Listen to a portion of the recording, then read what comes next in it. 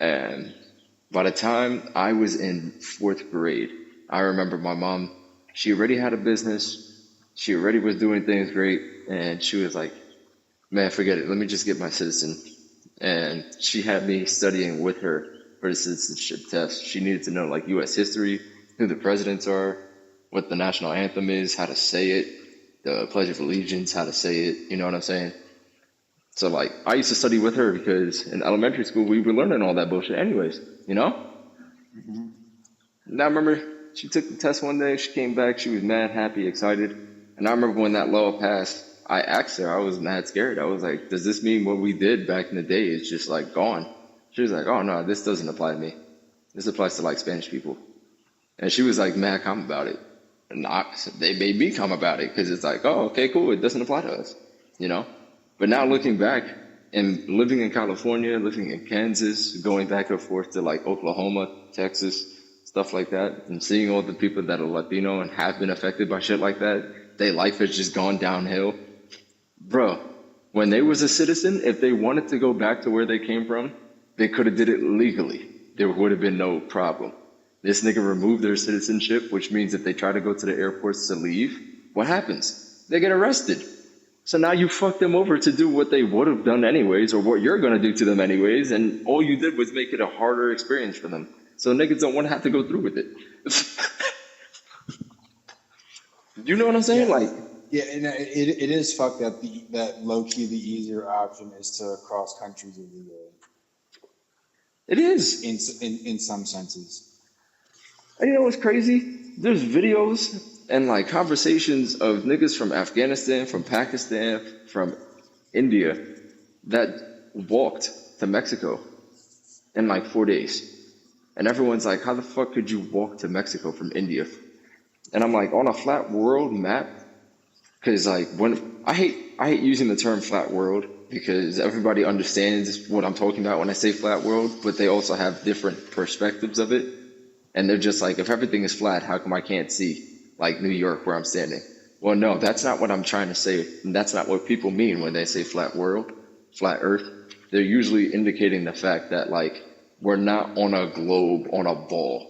Like it's flat relative to the entire plane that we're on. You get what I'm saying? Obviously, there's difference in elevation and altitude, but like if you were to zoom out and look at this whole shit, you know what I'm saying? It might go up and down, up and down, up and down across the different continents and shit like that, the ocean and shit like that, but relatively speaking, it's flat. You know what I'm saying? If you were to take your hand and stretch it as flat as you can and just have it so that your fingers are erect, your hand is flat. You understand that to be flat, but you also recognize that your hand isn't going to be perfectly fucking flat. You get what I'm saying? So I hate when people say that because it's easily misinterpreted to be like, well, that person's an idiot, but no, your perspective is flawed. That person's not stupid, you are. So the people that are on the flat earth map, because if you look at the World Health Organization map, WHO, and you look at the United Nations map, the UN, you'll notice that they use the flat world map. And then when you look at the way people travel by plane, the flight plans are on the flat earth map. That's why flying from like Tokyo to like fucking Argentina, it looks like they go all the way north to the North Pole and then come back down when you look at it on like a Google flight plan. But no, they're using a flat earth map. It was a straight fucking line. Do you get me? So think about that for a second, because if you look at their maps and locate where India is and then Mexico is, it's actually a straight line. The only part you would have to cross that's water is that like Russia to Alaska area. And because that's in an area of the world where it's so cold anyways, it's very likely that that like 15, 30 mile, 40 mile stretch is just frozen over like the top of a frozen lake. You could just walk across that shit. That Yeah, actually, there was a British dude for 25 years. He walked across the entire world. He was the first person to cross that area that from Russia to Alaska. And then I think just recently he finally landed in Europe like a couple weeks ago. He's trying to get back to his hometown of Hull City in the United Kingdom. See, you could It, literally walk. it's possible. It is possible. And the fucked up part of it is on a globe map where like what we were taught in school to be the map, like the size of the countries and all that, that's wrong. They did that on purpose so that when you look at that map stretched out and then put it on a globe, everything looks the same. But the sizes of those countries are wrong. The United States is not that big. Canada is not that big.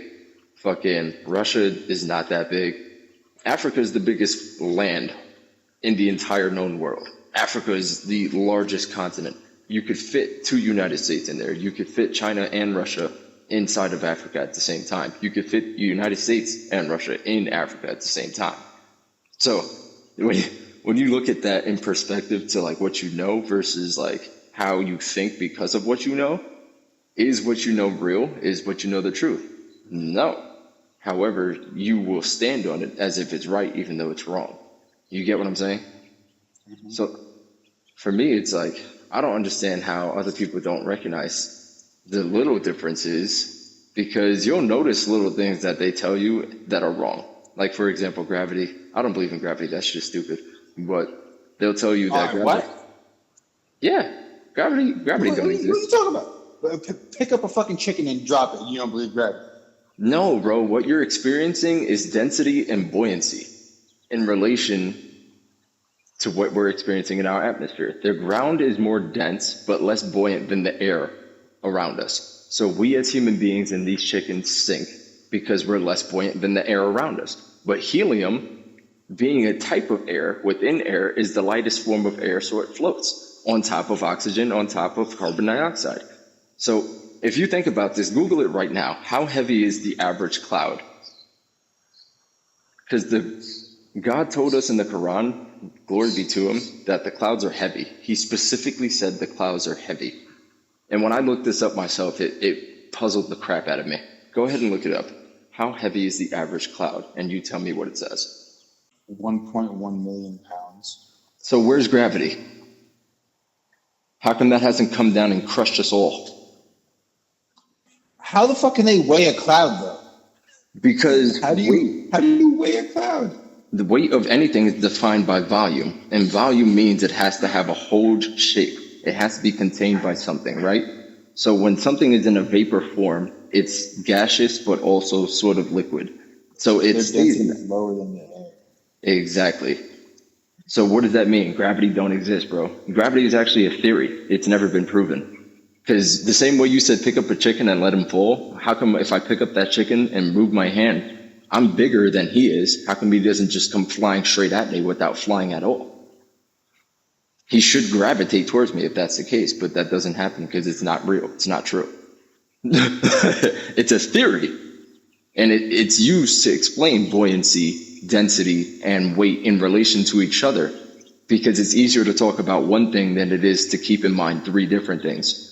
But that's why it's a theory and it's never been proven, because there are things that are true about it, but what do they tell you? In certain areas of the world, there are anomalies of gravity where it's not the same anymore. How can that be true if it's a law of nature? How can that be true if it's a logical fact? That means if there is inconsistencies in it, it's not consistent because it's not real. It's not true. I just googled. Yeah. Okay, I just googled the fucking gravity. Yeah. What? Yeah, you see what I'm saying? This is bullshit. What are you talking about? This is bullshit. While the existence of gravity is not proven in the same way a mathematical theorem is proven, the phenomenon of gravity is well established through observation and experimentation. Scientists use the term theory to describe gravity, which in science means a well-sustained explanation of some aspects to the natural world that can be incorporated fact, law, inferences, and tested hypotheses, according to the Quora website. Gravity is a fundamental force of nature, and its effects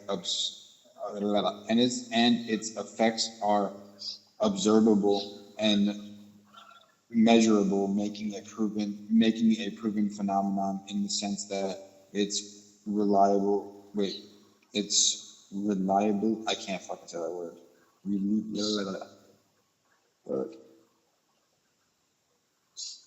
Yeah, reliable. No, that's not fucking reliable. You see what I'm saying? They literally told you that gravity is using the reference of other things to come to the conclusion of this, and it is measurable and understandable to be true because we've seen other things indicate towards this, but this itself has never been proven. What the fuck are you talking about? None of that made sense. You get what I'm None of that made sense. It was a bunch of mumbo jumbo bullshit to confuse you, to literally make you say, okay, well, you know what? Since you understand this more than me, I'll just take your word for it. So that you blindly trust something other than your gut.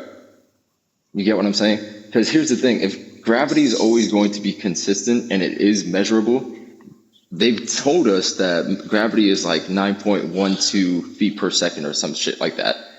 Feet squared per second, which is like the force of gravity being pulled down. Okay, great. So then that means gravity is supposed to be constant no matter where you are on the planet. And then if you can look that up, they'll literally tell you, well, there are anomalies. There are areas where gravity isn't consistent anymore. And if you're too high from the sky, then gravity won't be the same.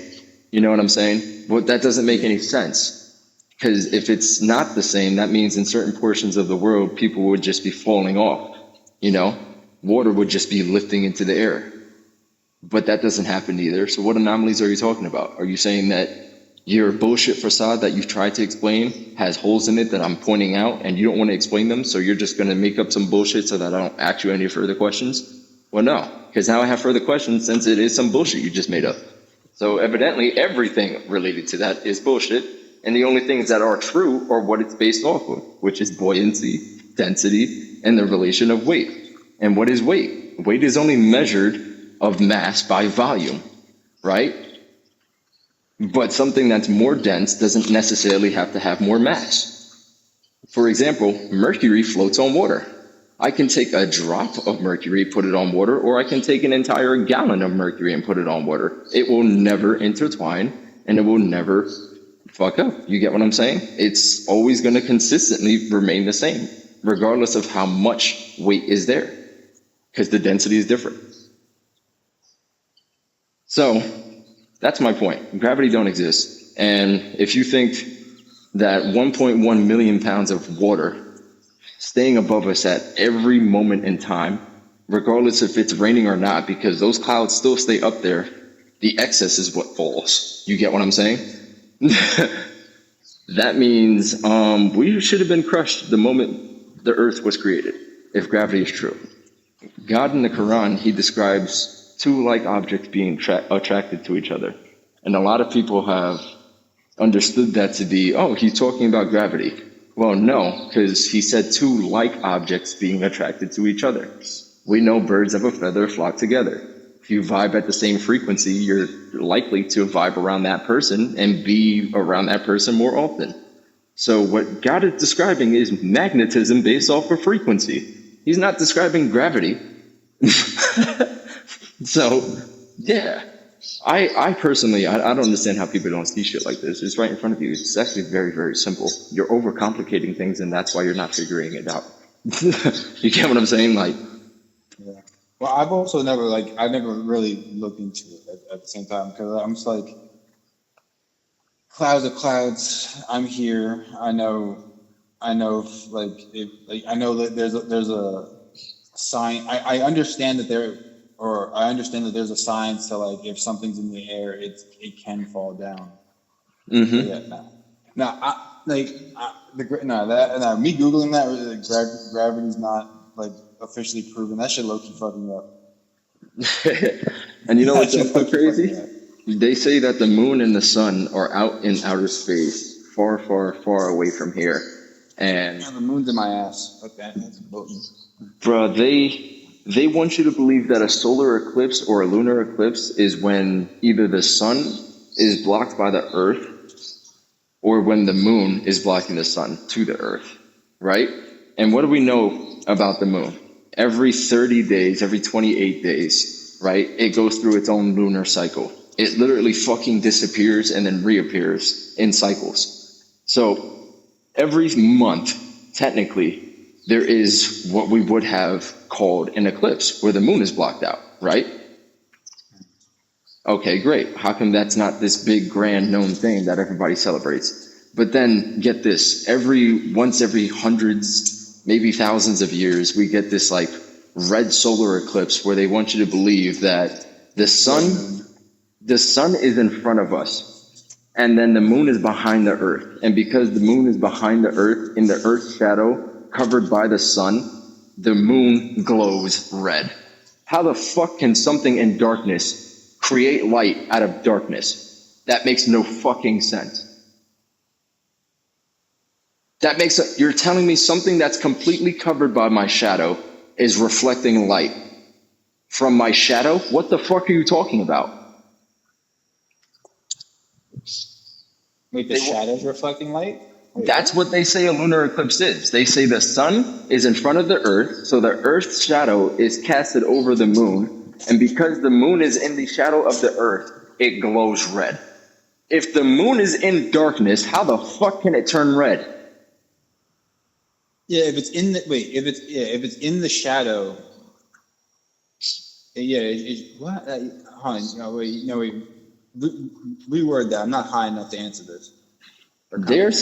They are saying that with the eclipse, I'm about to look this up so I know exactly which one I'm talking about. Lunar Again, ready to go smoke this journey, but I need to be able to comprehend this because I feel what you're saying. Because I'm getting lost with this shit a little bit. It's fucking stupid because it makes no sense. It's fucking stupid. All right, so a total lunar eclipse, according to Google AI, a lunar eclipse occurs when the Earth passes between the sun and the moon, causing the Earth's shadow to fall on top of the moon. This event only happens during a full moon when the moon is on the opposite side of the Earth from the sun. So the Earth is in between the sun and the moon. It's blocking the sun from the moon. Right? Yeah. The next sentence says, there are different types of lunar eclipses, including partial, total, and penumbral. So basically, they're saying when the Earth gets in front of the moon, blocking the sun from the moon whatsoever, the moon should glow red on the opposite side of the Earth. How the fuck can something that's sitting in a shadow glow? Because it's a satellite, it's meant to reflect things. How can something that's in darkness reflect anything other than fucking darkness? You can't. Yeah, no, I see what you mean. Yeah, I can't. That makes no fucking sense. And that's what I'm saying. Like, a lot of the bullshit they teach us in school is strictly bullshit. It's meant for you to say what I say because I tell you it's right. So I give you an A on this. I give you a pat on the back, and then you think 100% you're right. So when you leave school, you stand on business as if you're right. Meanwhile, the entire fucking time you were wrong, and you're the jackass. Like, you know what I'm saying? Like, you're the jackass. They told you to go do something, and you did it. So when they say, well, no, I didn't tell him to do that. I didn't know he would do all of that. You know, it's common knowledge, common sense that this is the explanation. And they're like, well, no, I learned this. So I did this, and this is what made sense to me. Well, that's what made sense to you, not the rest of us. So you're at fault for the shit you did, even though I told you to do it. That's how they avoid blame, because you're too fucking stupid to think for yourself. Do you get what I'm saying? That's how you get somebody that blindly becomes your little servant slave and does whatever you ask them to without ever questioning shit because they think that you know better. Whole time you could have thought for yourself and just been like, nah, that don't make no sense. I'm not doing that bullshit. What the fuck? You know? I've said that sentence that like that's some bullshit. I'm not doing that for my entire life with so much shit like this. Like I feel like you're like we have the same perspective on that in the sense that like you are more of. It's like you're going straight. It's like you're saying it like word for word, fact for fact. Like you're saying these are the facts, and it's like like from my perspective, I'm just going off of vibes. It's like I don't know if it's like in my sense, like in my mind, I don't know if like I know it doesn't feel right, or I know that's some bullshit, but I don't necessarily know why. I'm just going to distance myself away from it and question as to why I felt that way. You know, it's interesting you say that, because if you think about Christianity, when they talk about the Trinity, they say they believe in one God, but the God they believe in is the Father, the Son, and the Holy Spirit, right? So the way I see things with Islam, I look at Islam as the way of life by God. You know what I mean? And then the Quran is my guidance for it. Now, the Quran also mentions that there are people that are believers but don't necessarily follow a scripture. And there are people that follow scriptures and say they're believers, but they are surely not believers. And with that, you start recognizing that further in the Quran, God talks about lowering your state so that you can actually be conscious of what's your mind, your matter, your surroundings. So basically, he's telling you to ground yourself. Because if you ground yourself, you're in a less anxiety state. You're in that less anxious state, you know what I'm saying? A less higher frequency, so that you can receive his communications directly. You won't necessarily need to read them because you can feel them. You're in his frequency. You're in tune with him, the universe, with everyone. You get what I'm saying? So Christians nowadays will say that people that practice spirituality and meditate, they are the devil. Meanwhile, they pray to the Father, the Son, and the Holy Spirit. Spirituality and religion are one and the same. It's just difference on how you practice it based off of how you're receiving that message. You get what I'm saying? So yeah, like there's 3,000 gods, and it's like okay, like, no. Listen. Like there's I'm not like there's because you think of it like multiple like religions or beliefs and shit. There's many gods in that sense. But like, there's you ever heard the actor Ricky Gervais? No. All right, well, he's an atheist, right? So, okay. Like, he was in an interview and they were talking about like, oh, like, why are you an atheist? Like the interview's like, I'm a Christian or whatever. I'm bullshit. I'm like paraphrasing, but like he basically like Ricky Gervais said like you're a Christian, you believe in one God, which means it's like you don't believe in 2,999 other gods than I do. I just don't believe in one more than you. That makes no sense. Well, it's because he's an atheist. But a theist is someone that believes in a religion. An atheist, just like an asexual, is someone that has no connection to anything.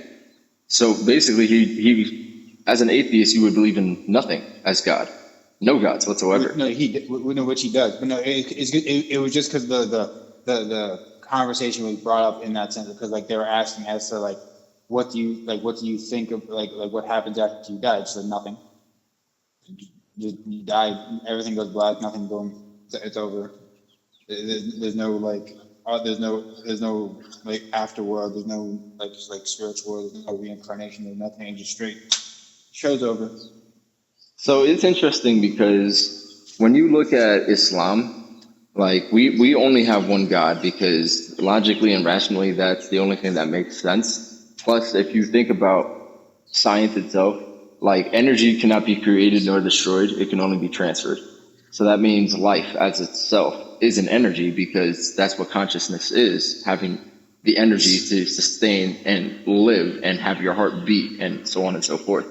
So when you do pass away, until the day of judgment, in a way, he's right. Nothing does happen. You're in your grave and you're literally experiencing what is going to be coming once the day of judgment does come. But once that day does come, we're all reset. You get what I'm saying? Like, science proves that we all have to come from somewhere. And atheism, to me, is just like directly saying that you don't believe there's any source of anything, which makes no sense, you know? Because like in Islam, we have 99 different names for God, but there's only one God. And the 99 different names for him are just different characteristics that make up God. You know what I'm saying?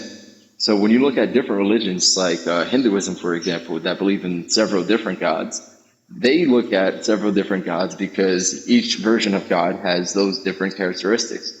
But when you look at the morals that they try to practice at the end of it, evidently it's the same morals that we're taught too. Do unto your neighbors as you want done to yourself. Don't lie, don't steal, you know? It's essentially the same concept. So for me personally, I try to look at what makes the most sense in every aspect. And for there to be several gods, that means not all of them are all knowing. Not all of them are all powerful. One of them has to be powerful enough in one area, and then the other one would have to be more powerful in another area. So that means they would have to be working in unison as sort of a commission to make up one position. You get what I'm saying? Yeah. So evidently that doesn't make any sense, because if there's God that you're talking to and he needs to be in charge of everything and he's in charge of all those different characteristics, why wouldn't you just talk directly to the commission, which is God himself, not the several different characteristics that make him up? You know what I'm saying? So for me, it's like, all right, cool. And then there's that argument of, well, what happens when we die? Nothing. Okay, I guess. In the time period where we pass away and life still goes on earth, yeah, nothing's happening. But then when that judgment day comes and all of our souls have to reascend and he asks us, you know what I'm saying? What was your religion? Who was your prophet? You know, a lot of people are going to have answers to that question, and a lot of people aren't going to actually mean what they're saying, you know? So for me personally, it makes more sense for me to know and understand life itself, the reason being, and how to protect myself when that day comes, while also protecting myself and doing what I have to do until that day comes, versus trying to wing it and just hoping that in the end, my actions spoke louder than my words, you know? Because a lot of times, we know this too. Sticks and stones may break my bones, words can never hurt me. That's a bullshit. You know what I'm saying? Words can definitely cut deep. So think about things like that too. Imagine offending the very creator that put you here and is going to bring you back before him later on too. You might have had some of the right actions, but did your words offend him? And is that going to be enough to protect you? You know what I'm saying? I mean, think about it like this. When you're raising your own kids, or you are a kid being raised, when your mother or father lost their temper with you, did they lash out? Yeah. So if in this meta world, and this metaphysical world, they created you, and they can do that to you, they can have those feelings towards you based off of what you did, what you said, why wouldn't the creator of them, their forefathers, including yourself too, have the same type of frustration, if not on a much more grander scale? You get what I'm saying? So in order for someone to be an atheist, or to be, what's the other one, where you believe that you're your own God, that shit makes no sense to me. Because how could you be so naive? All the signs are in front of you. Your fucking acid had me feeling like that for years. I'm not gonna lie. I was like, yeah, I'm like, yo, I'm the fuck. Who's up here? I'm the God. What's good? Like a part of that, a majority of that is ego at that point. But it is, and that's why it's one of those deadly sins. See what I'm saying? Like, the signs are all here. Signs are all here. We're very aware of pretty much everything. It's just, all right, well, let's see what you're going to do. Let's see what you're going to do. And it's not like a weird thing to think that God would set something up like that, because we as human beings do the same thing.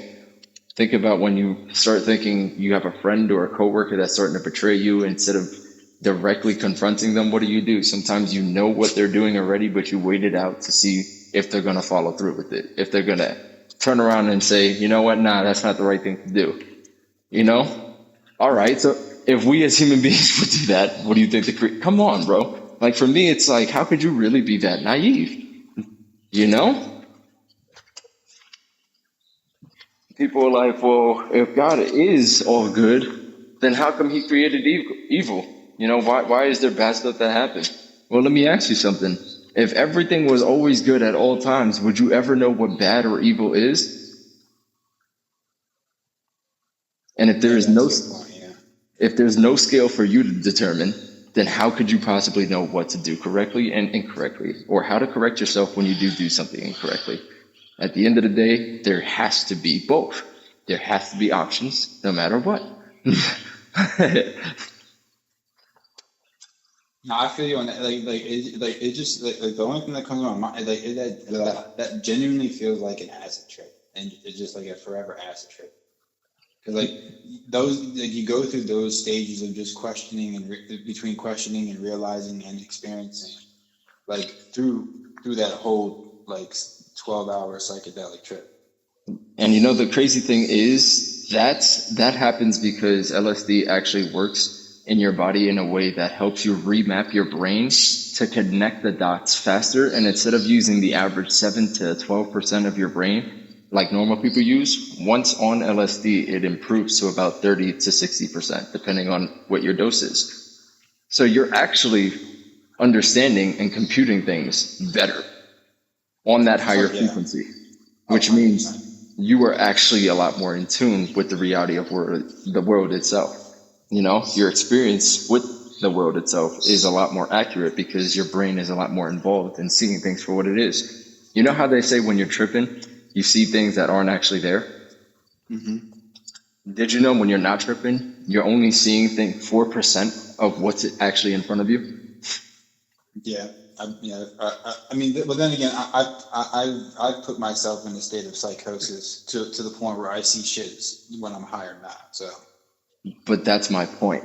When you're not high, before being high, like when you're just straight up sober as a kid, and you're seeing all this shit. Yeah. No. You're not seeing any of that shit. In your purest form, you are only able to see 4% of what's actually in front of you. That's what your human eye is able to perceive, because we can't see infrared, we can't see UV, we can't see all these different types of radiation waves or frequency rays, radio waves, stuff like that.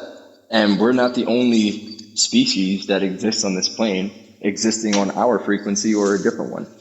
So when you actually do have that LSD in your body, that psychosis where your body is able to see more than that 4%, they tell you you're seeing things that aren't actually there, but the reality is you're seeing shit that has always been here. The reason being you can't see them. God told us in the Quran, glory be to him, he says he doesn't burden a soul with more than what they can bear. So he knows that those things are here. We're to know that those things are here, but he doesn't want us freaking out, so he made us in a way that we can't see them, because seeing too much can trigger trauma. Not being prepared to understand everything that you're being faced with can cause you to go mad. God understood this. He told us that in the Quran. And what did we learn after trying to push the bounds as human beings, because that's what human beings do? Oh shit. If you learn too much and no one else can understand you, they think you're insane.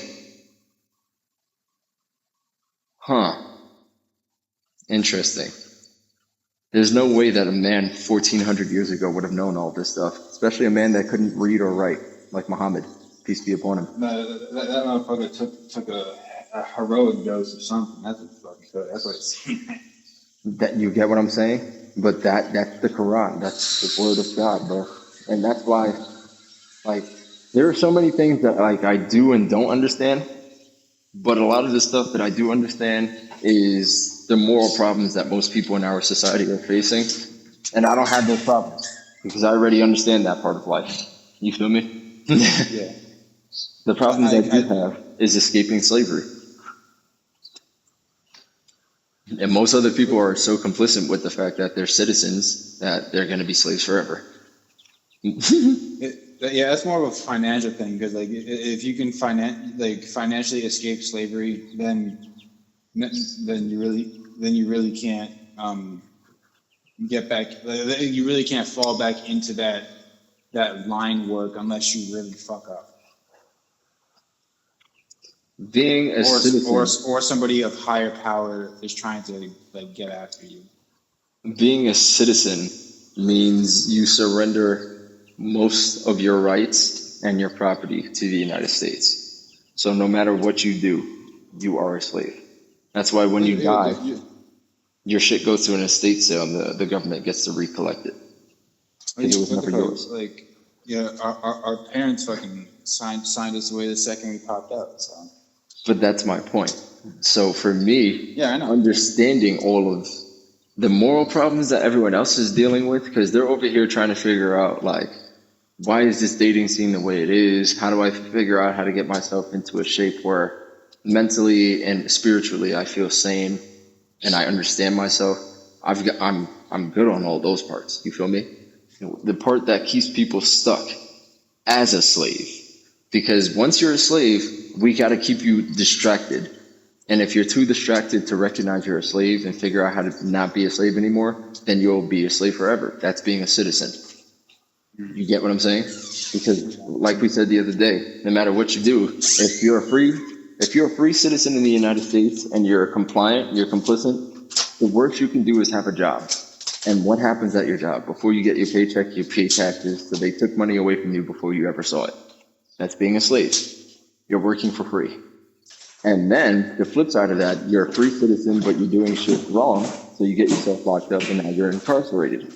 Once you're incarcerated, you're even more of a slave because you're really working for free. You're working for pennies on the dollar. You know what I'm saying? So regardless of what you do, you're a slave to the society. You're a slave to the economy. And yeah, it is more of a financial thing. However, if finance doesn't improve and your mindset doesn't improve to change your finances, what happens? Evidently, you get stuck in that system over and over and over again for generations to come. You, your kids, their kids. So for me, it's like, all right, cool. The distraction part, I'm not distracted. I got that figured out. I know how to control myself. I'm cool. Now, how do I escape being a slave? The only answer is no longer using your citizenship. But I only have one citizenship, and it's here. Yeah, you see the problem now? Yeah. Unless the fastest way is obviously marriage, but I would marry like a German girl or Italian, a German, Italian, and Japanese. I'd marry off her. I don't give a fuck. I'll play that card. I would love to marry someone that's Arab or Latina. I speak their languages, and honestly, I want my kids to be raised speaking more than just English. Because that's a smart thing to do, just because it'll give them so many benefits in the future. I mean, yeah, bro. Like growing up, my dad always told me learn Spanish, learn French, learn Italian, something. You know, he said translator jobs are always good paying jobs. I never thought anything of it. And now, when I moved to California, I was making 30, 35 an hour consistently. Don't get me wrong. But then the nigga doing the same job as me that speaks another language fluently can also ask for another $5 an hour to do the same thing. And he doesn't have to speak that language every single day. It's just when it happens. You get what I'm saying? They do make a lot more. $5 an hour over 52 weeks at full time, 40